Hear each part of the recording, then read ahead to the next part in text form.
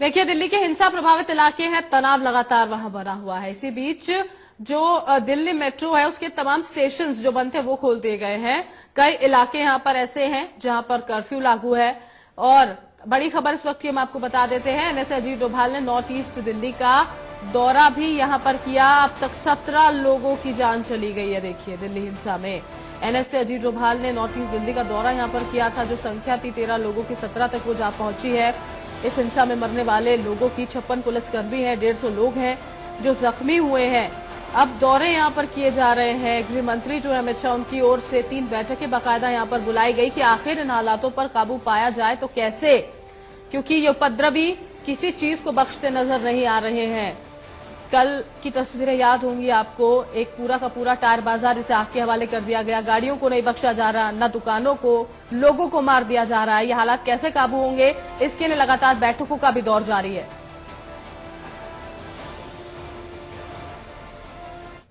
हालांकि बड़ी बात यह है कि 3 दिन सुलगने के बाद दिल्ली को, उसके बाद एक्शन लिया गया। 3 तस्वीरें आप देखिए। दिल्ली पर अमित शाह की नजर लगातार बनी हुई है, बैठकों का दौर जारी है। लगातार उच्च स्तरीय बैठक चल रही है अधिकारियों के साथ, कैसे हालात पर काबू पाया जाए। दूसरी तस्वीर लगातार दिल्ली के सुलगने की। दिल्ली में फायरिंग भी हुई, पत्थरबाजी भी हुई, जगह जगह आगजनी की खबरें भी। नतीजा ये कि 17 लोग अपनी जान गंवा चुके हैं। तीसरी तस्वीर में आप देखेंगे एनएसए अजीत डोभाल जो कि देर रात दिल्ली में जगह जगह दौरा करने के लिए पहुंचे, जायजा लेने के लिए खुद पहुंचे, ताकि हालात को कंट्रोल में कैसे किया जाए इसकी स्ट्रेटेजी आगे तैयार हो।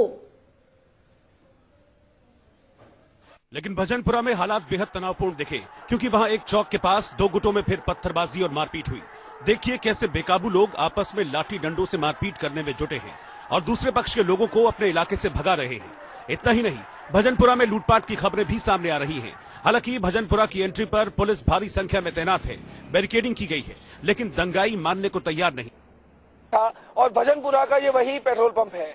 शुरुआत से आपको दिखाते हैं। देखिए, जैसे ही आप पेट्रोल पंप की तरफ आगे बढ़ेंगे, आपको ये एक जो टाटा 407 इसे कह लीजिए, छोटा सा ट्रक है और ये आपको आग के हवाले हुआ नजर आएगा, तबाह हुआ नजर आएगा। हिंसा से सबसे ज्यादा प्रभावित मौजपुर में भी आसमान पर धुआं निकलता देखा गया। इलाके में तनाव कायम होने के चलते स्कूल बंद हैं और डर के मारे लोग भी घरों से बाहर नहीं निकल रहे। मौजपुर में पुलिस मेन सड़कों पर तो मौजूद है, लेकिन गलियों के अंदर वो नहीं गई। लिहाजा कॉलोनियों के भीतर दुकानों में लूट और सामान बाहर निकालकर आग लगाए जाने के मामले सामने आए, जिससे तनावपूर्ण हो चुके माहौल से लोग खौफ में हैं। यहाँ पर अगर आपको तस्वीरें हम दिखाने की कोशिश करें तो यहाँ पर देखिए, अभी भी धुआं हल्का हल्का निकल रहा है। सामने फल फैले हुए हैं सड़क पर और ये शायद किसी की दुकान थी, लेकिन यहाँ पर लोगों ने आग लगा दी और आग लगने के बाद का मंजर हम आपको दिखा रहे हैं। वहीं गोकुलपुरी की टायर मार्केट में लगी आग अब तक नहीं बुझी है और आसमान में दूर तक टायर का काला धुआं दिखाई दिया। इसकी वजह यह रही कि वहां पुलिस सुरक्षा नहीं मिल पाने की वजह से फायर ब्रिगेड नहीं पहुंच पाई। इतना ही नहीं, वहां कई वाहनों में आग लगा दी गई, जबकि जमकर पत्थरबाजी भी हुई। हम 2 तरीके से काम कर रहे हैं। एक तो जो मिस्चीफ मॉन्गर्स हैं उनको वहीं मौके पर सख्ती से निपट रहे हैं, डिस्पर्स कर दे रहे हैं, and at the same point of time सारे पॉकेट्स में हम लोगों ने अमन कमिटीज को भी एक्टिवेट कर दिया है और कोशिश करें कि कम्युनिटीज को समझा के अंदर करें।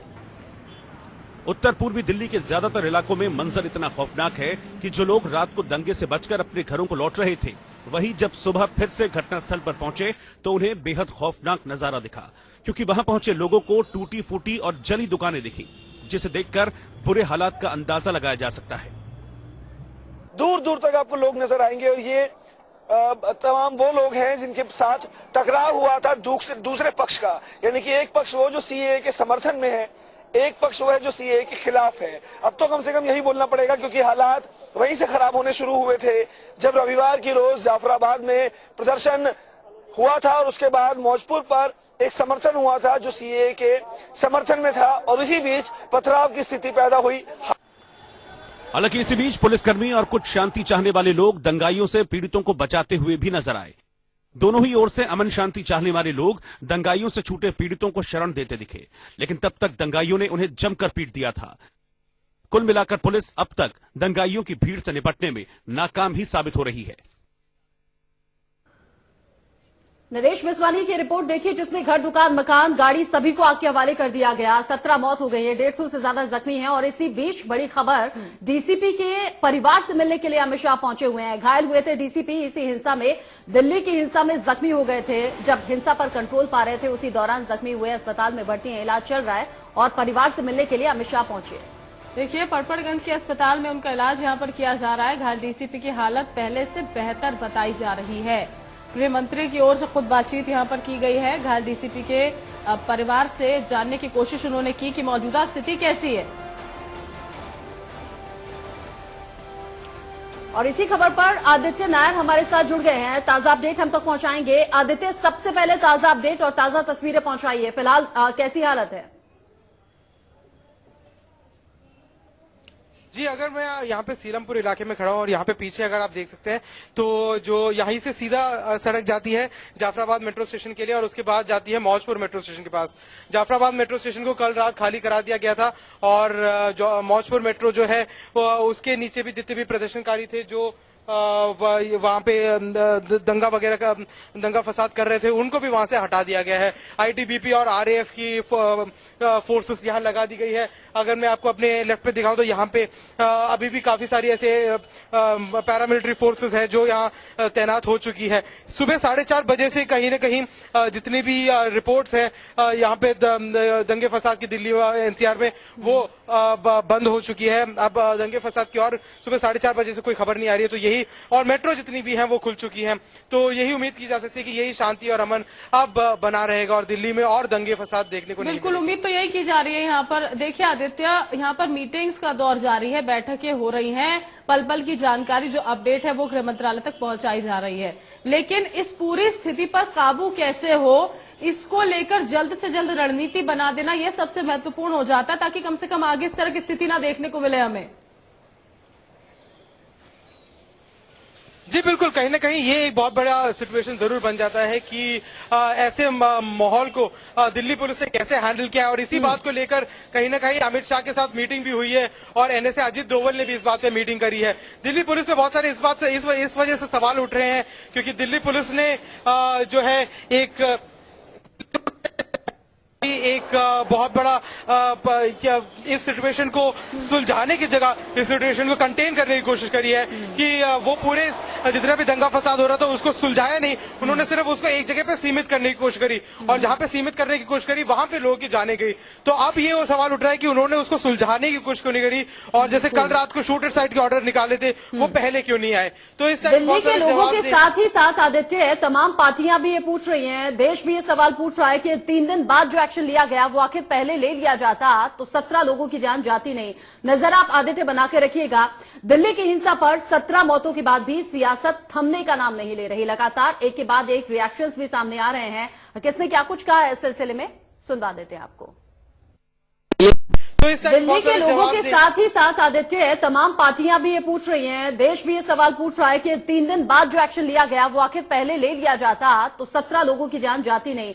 नजर आप आदित्य बना के रखिएगा, दिल्ली की हिंसा पर 17 मौतों के बाद भी सियासत थमने का नाम नहीं ले रही। लगातार एक के बाद एक रिएक्शंस भी सामने आ रहे हैं। किसने क्या कुछ कहा है इस सिलसिले में सुनवा देते हैं आपको। चैलेंज करने के लिए प्लान कर रहे हैं, पीछे बहुत टुकड़े गैंग शामिल हुई है। ये टुकड़े गैंग का इच्छा अराजकता निर्माण करने के लिए और टुकड़े गैंग का इच्छा शांति सुव्यवस्था का भंग करने के लिए ये प्लान करके वायलेंस कर दिए है। स्ट्रिक्ट एक्शन करने का जरूरत है।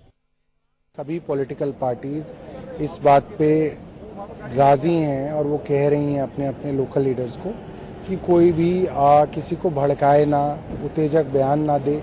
मगर मैं आपको बताऊं कि आज भी आप कॉलोनीज के इंटरनल व्हाट्सएप ग्रुप्स खोलिए तो उस पर बाकायदा जहर जो है उगला जा रहा है, बाकायदा उस पर फैब्रिकेटेड पिक्चर्स और मनगढ़ंत कहानियां बना के लोगों को उकसाया जा रहा है।